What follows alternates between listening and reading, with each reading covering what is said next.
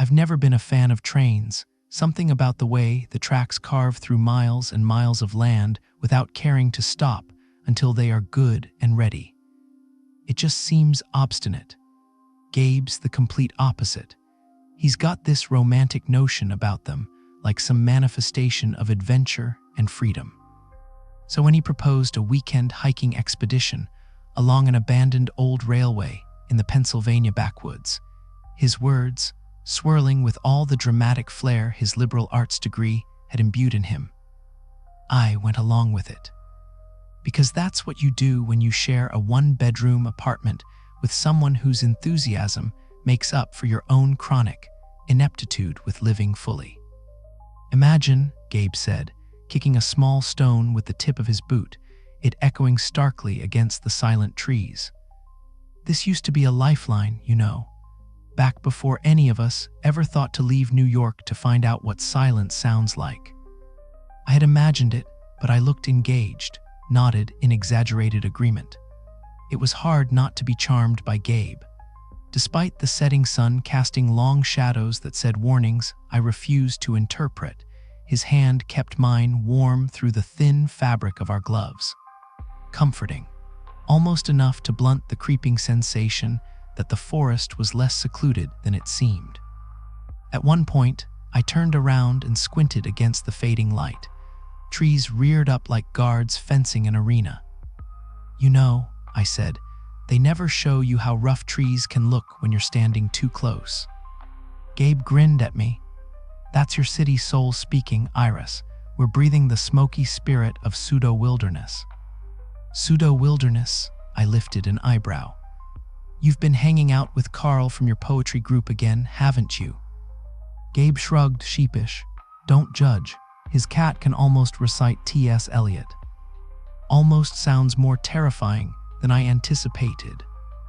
We laughed, the sound warped, thrown back at us curiously mangled by the encroaching dark, and I pretended it wasn't unsettling. But backgrounds bleed into foregrounds when you're walking one track for too long. Comfort mingled with unease, tugging me between what I could explain and what I wouldn't let my mind focus on long enough to explain. The curve of rust-patched steel began to reveal itself ahead. A modest opening like a greeting twisted into ambiguous welcome by the disinterest of time. This was the tunnel Gabe had insisted we trek to, his compass of adventurous spirit unwavering. I couldn't mask hoping for second thoughts. "We heading in?" I asked, nonchalant only an audible suggestion. Gabe tightened his grip, zeal unyielded. "Just to see where it leads. I heard it's safe, just forgotten." I hesitated at the edge.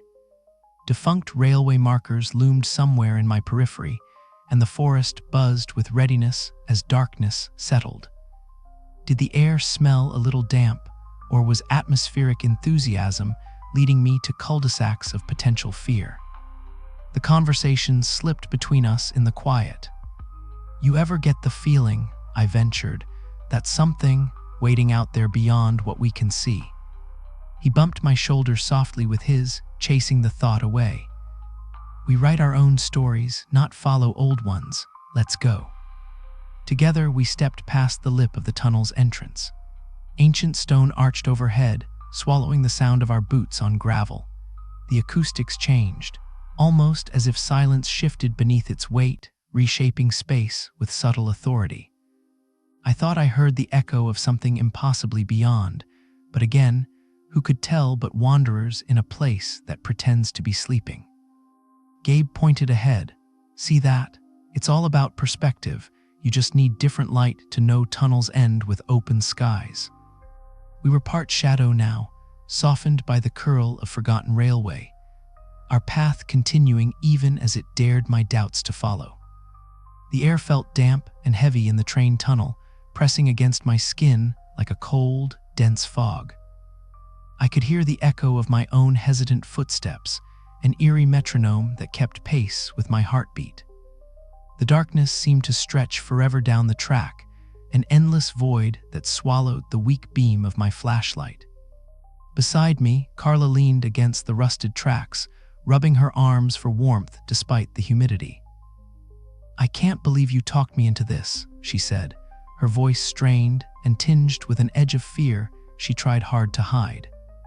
You volunteered, I pointed out, though truthfully, I'm not sure why I'd suggested the idea to her in the first place.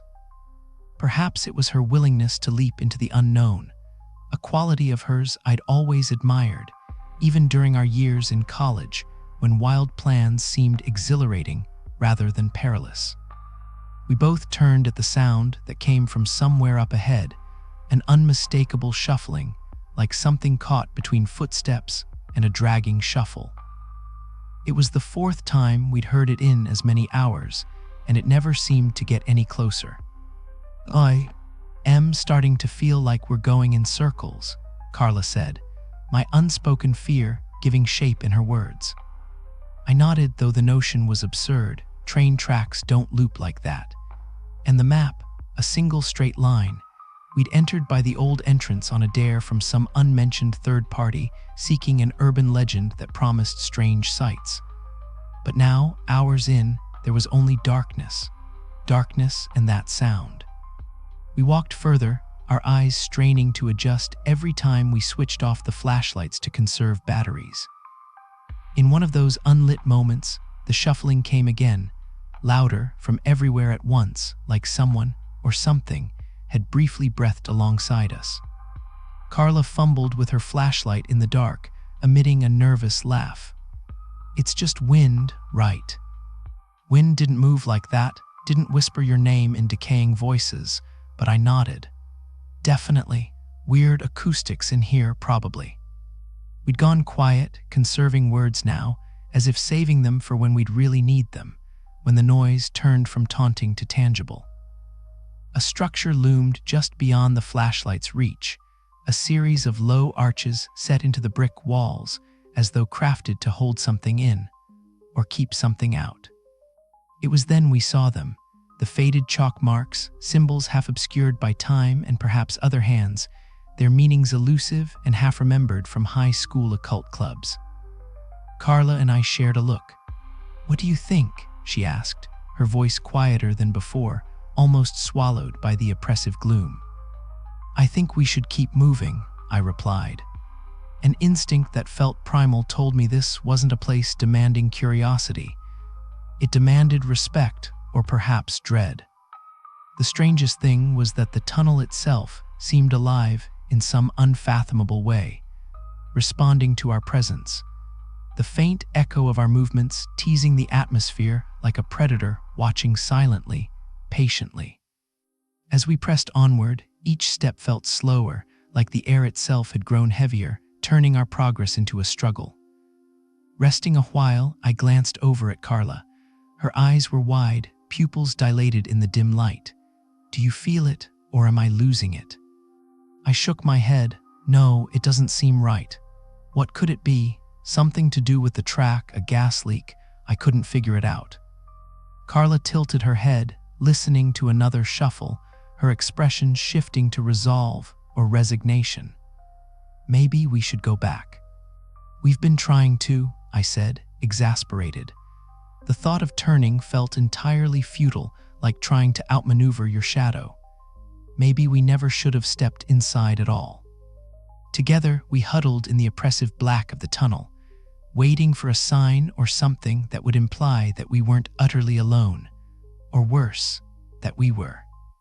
It was then that I felt it, a brushing of cold fingers curling briefly at the back of my neck, gone almost before I felt it.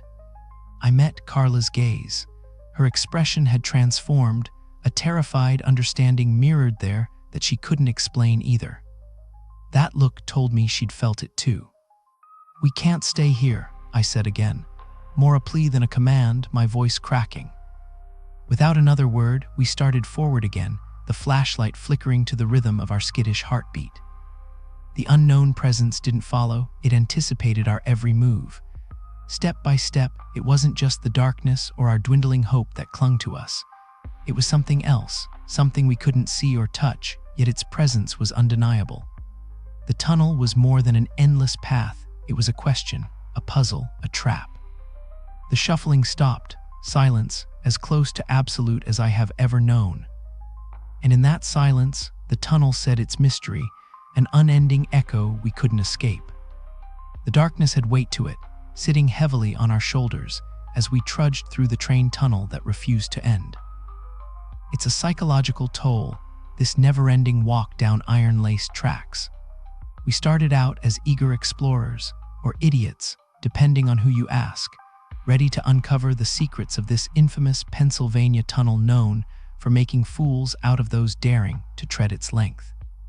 "What's the point?" Max asked for maybe the 100th time, his steps dragging more with every word. I could hear footfalls from the others echo against the steel and stone, but I couldn't see their faces. My flashlight flickered, more warning than illumination now. "Story for the grandkids, buddy," Brian replied, his voice thin but trying for levity. His bravado was as worn as the soles of our shoes, though. I could feel the cracks in it from here. Emma remained silent. She always said less, her presence a steady anchor, reassuring but unsettling in its own way. I wondered if she was beginning to regret coming along. Her breathing was steady, just behind me like a shadow tethered by the narrow beam of light sweeping forward as we walked. It had felt like hours since the last time we saw an exit sign. I checked my phone agate. Still no signal. The expectation that we should have emerged by now gnawed at me. It might have been the echoes, or maybe our collective anxiety, but the tunnel felt alive, as if it had grown and stretched around us, shifting personalities, eager to devour. "Anyone else feel like this is a bad Twilight Zone episode?" Max chuckled, a tinge of hysteria creeping into his voice. No one laughed. We kept moving, our footsteps a rhythmic mantra against the unease that coiled tighter with each step. Then, without warning, the world shifted. Ahead, a dim, yellow glow flickered to life, not the end of the tunnel, but definitely something. Hope mingled with an unnerving chill as it beckoned us forward. We hesitated, as if these few steps toward the light could unravel everything. "Who'd light a lantern here?" Emma finally spoke, her voice softer than I remembered. Listening to her made it worse somehow. Because despite the eerie, inexplicable situation, her voice reminded me of Sunday afternoons and coffee shops. "Only one way to find out," Brian said, though his earlier bravado dissolved into something more akin to weary acceptance. We approached, the light revealing a metal ladder ascending to nowhere. It was bolted precariously to the wall, a relic from a forgotten past. "Guess it's now or never," I said, trying to sound more confident than I felt. We needed a decision, any decision, to shake us from this paralyzing indecision. Max, always the first to act, to run really, was already gripping the rungs before I could gather a proper protest. The rest of us followed, each creak of the ladder echoing a collective doubt. It was rusted and old, swaying under our weight like a skeleton shaking loose its decades of silence. One by one, we disappeared into the dark above, emerging in a cavern large enough to make our flashlight beams look like flickering candles. This room, too, was empty, except for the soft hum, which I realized was the sound of air sounds, promising so much, but delivering only isolation.